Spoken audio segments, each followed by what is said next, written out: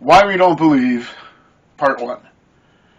Silly, self-serving, and often ugly fiction in the early books of the Old Testament. It's not a purposeful lie, and that's true of all religions.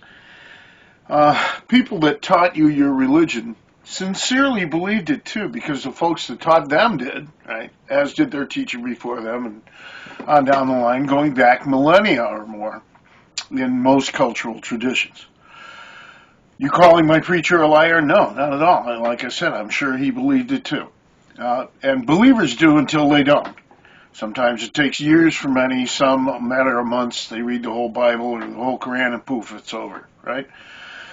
It's an old truism among us secular types that the best way to make an atheist is actually read the Bible. Go read Scripture. I've heard it works the same way for ex-Muslims. So religion is just a habit, a culturally accepted, unquestioned norm, a bad habit we can drop, and I have a whole episode on that previously. Any culture's scriptures, whether compiled in a Bible, a Quran, the Hadith, Pali Canon, the Vedas, Upanishads, date back roughly 2,000 to 3,000 years to the 1st century BC for most, like the Old Testament, 1st century AD for the New Testament and the Pali Canon, the Buddhist scriptures, 2nd millennium BC for the Vedas, some of the oldest scriptures, and as late as the 8th century AD for the Quran and Hadith in Islam, right? But all hang on to that same phony claim. Our prophets really talked to God. Yours just heard voices in their head, right? Get over it. They all did. There is no evidence for any claim to revelation, right? Got a revelation for you? There ain't any. The big four religions of today, Christianity, Islam, Buddhism, Hinduism, teach their children that their culture's writings are holy and contain the real deal about ultimate existence, how to live a moral life, the correct way to worship, and prepare for an afterlife. I know Christianity best because I live in a Christian culture in the United States and I was brought up Catholic, so I've read more about that religion than any other. I want to relate some of the things off the top of my head, basically, from the many references I've read over the years, listed in the description below as always, things which the vast majority of my Christian friends are not informed of unless they read biblical history and criticism too. And we're going to look at some of just the ridiculousness of the Old Testament. It seems to me it's purely historical accident that these four religions hold sway at this particular moment, and it can and probably will change. I've talked about it before that we are all recovering from religion. Religion has way less of a hold than it did 1,000, 2,000 years ago. Christianity especially has declined dramatically the 500-600 years. It's very different living today, even in hardcore Christians, compared to the 1400s.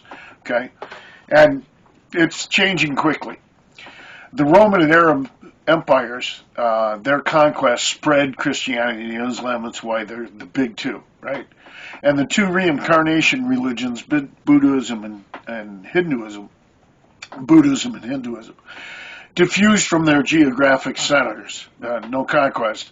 Any map of the world's religions shows this pretty neatly in a glance, right? It's obvious. And we have this odd reverence for things dreamed up and written down thousands of years ago by primitive peoples from ignorant times.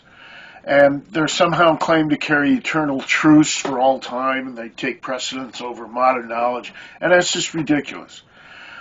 And it's solely a function of repeating that assumption to another generation of cognitively vulnerable, emotionally immature children. Okay? That are there to believe their elders, right? The young children in the world are conned into another generation of religion. Youth ministry is really sleazy. I already had a whole episode on child indoctrination you can look at before. So let's take a look at the Bible a little bit, shall we? The Old Testament, the Hebrew Bible, Genesis, and the others, mainly the first 5 books. And a few of the other Old Testament books I'm going to comment on here. Just the very first part of the 66 books in the Bible, and it's already a mess. I did a whole episode on the science parts of it entitled Science 10, Bible 0, on the fantasies in Genesis, so I won't reiterate all the details of Genesis right now. But Genesis begins with a creation myth borrowed from Mesopotamia, the Enuma Elish creation story. We know this, okay? And you don't hear about this in Vacation Bible School and Catechism, etc. The Genesis account is not the uniquely revealed word of some God speaking only to Hebrew patriarchs. It ain't so, okay? It's a modified version of an earlier culture's myth, period. No one learns this in Catechism, Bible Study, VBS, or from your minister or priest. It's not the word of some Hebrew god. It's borrowed mythology, rearranged to suit their theology. In fact, in the first couple of verses of Genesis, it talks about separating the waters of the deep. Well, they leave out the Babylonian god Tiamat, who's actually doing the swishing around in the water, creating the world. They leave that part out because they're heading toward monotheism. They weren't quite there yet, but that's a whole other lecture. And, the excuse is, oh, but this theology of the Bible is correct. The Babylonians, had it wrong. Yeah, right. Okay. So 5 of the first books of the Bible, the Pentateuch, 5 scrolls, were the Torah, Genesis, Exodus, Leviticus, Numbers, and Deuteronomy, right? The claim is they were written by Moses, and that's still a strong belief within some aspects of Judaism. That's taught to children worldwide, and it's nonsense. Moses then manages somehow to describe his own death in Deuteronomy. And so Moses didn't write that. And scholars can trace the authorship of much of the Old Testament to all kinds of different sources. 4 different authors, possibly in Genesis alone, each employing different vocabulary styles and theology. Moses did not write the Book of Moses. There is no evidence on top of that Moses ever existed, okay? It's probably all historical fiction. So Moses didn't write the Book of Moses. Moses probably didn't even exist. Now try saying that 100 years ago, and you'd be jumped on, screamed at, people outrage. It's now mainstream, okay? Moses, by most scholars, as long as they're not evangelical Christians, is a fictional character. There is no evidence for him or the whole Exodus. Not one shred of evidence also that King David ever ruled Jerusalem either, much less he existed. There's only a single, very oblique reference on one stela explaining the exploits of another first millennia BC ruler, listing his conquering of his neighbors and a few poor wretches from the house of David. That's it. That's the only evidence we have on David, okay? Whole other lecture there. There's no evidence of Exodus. It didn't happen. The Middle East is the most dug up, archaeologically speaking, area on earth. Professional archaeologists and lots of amateurs out to prove the Bible. And there's no evidence of an Exodus. None. It is historical fiction. Okay? There's no evidence of millions of Jews ever leaving Egypt, wandering around the Sinai for years. No historical documentation, confirmation of anyone named Moses, right? There's no encampments, no artifacts, no nothing. They would have left a lot of stuff behind. A few million people wandering around for 40 years would leave a lot of evidence, and there's none. Dan Barker, in his book Godless, I should grab it. Forgot. Got it right here. Great book if you want to start reading about secular stuff and questioning religion. Start here with this one.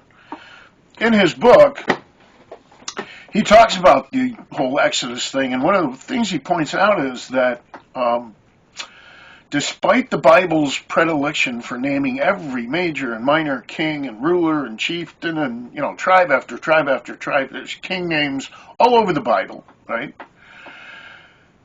Yet in the Exodus story, from the captivity in Egypt and beyond, Pharaoh is never named. And there's 3 of them in the story. Joseph and Moses interacted with 3 different pharaohs. And yet we have Nebuchadnezzar, Omri, Assyrian kings by the score, petty rulers, tribal chieftains, listed ad nauseum in the Bible. But the entire Exodus account, Pharaoh is never named. Somehow, with the most famous and well-documented king names in ancient history, we've got a 3,000-year record of the pharaohs. Those of ancient Egypt, from one of the most prominent empires, right? The Bible conveniently, the Exodus story conveniently never mentions Pharaoh's name. It's fiction, because then it can't be tied to any specific pharaoh at any specific time, okay? Joseph and Moses supposedly spent decades involved with, and we only have Pharaoh. No name, nothing, no one. No exact time in history to pin the epic saga to, right? No evidence from the voluminous Egyptian records either that describe any captivity of the supposed millions of Jewish slaves or their subsequent departure. We have a few Egyptian pharaohs named in other biblical tales, but not this one, okay? Historical fiction such as this should not be taught to children as any sort of truth, any more than children on the other side of the world should be lied to that the Buddha reached nirvana or was born out of a slit in his mother's side, or that, in the Middle East, Muhammad flew to heaven on a winged horse. It's time we drop all this historical fiction as any kind of fact, okay? Genesis, also, employing the adopted Mesopotamian myths, describes an earth-centered universe. Stars, sun, and moon stuck in a firmament, held back the waters of the heaven. Decent enough, reasonable explanation for people 2,000 years ago, but it's completely wrong. It's fiction, okay? Shouldn't be taught to kids as true.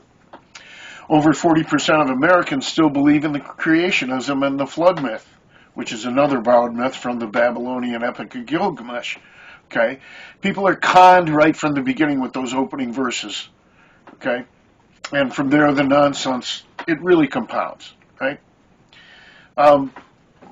The three Abrahamic religions, Judaism, Christianity, and Islam, base their foundation on this ugly Abrahamic myth that he's about to sacrifice his kid at God's command on the altar, and then burn him up. And we repeat this story as evidence of a good God because the last minute the angel comes down and says, no, you don't have to. What a horrible, rotten story. Really? You're going to base a whole religion on that nasty, ugly story? It's just reflective of the barbarism of the time. People don't do animal or human sacrifice anymore, thank goodness. Right? We grew out of that nonsense. Okay? Judaism, Christianity, and Islam base their religions on that beginning story, the covenant with God.